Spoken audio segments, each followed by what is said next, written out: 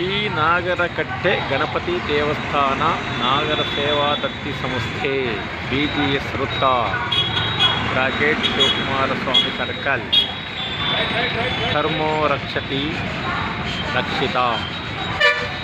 ನೋಡಿ ನಾನು ತೋರಿಸ್ತಾ ಇರೋದು ನಾಗರಕಟ್ಟೆ ಗಣಪತಿ ದೇವಸ್ಥಾನ. ಈಗ ಇದು ಮತ್ತೆ ಹೊಸದಾಗಿ ಪ್ರತಿ ವರ್ಷ ಗಣಪತಿ ಕೂರಿಸಲಿಕ್ಕೆ ಈ ವರ್ಷವೂ ಕೂಡ ಬಣ್ಣವನ್ನು ಹೊಡಿತಾ ಇದ್ದಾರೆ. ಇನ್ನೇನು ಅಂತಿಮ ಘಟ್ಟದಲ್ಲಿದೆ. ತುಂಬ ವಿಜೃಂಭಣೆ ಕಾರ್ಯಕ್ರಮ ಇಲ್ಲಿ ನಡೆಯೋದು.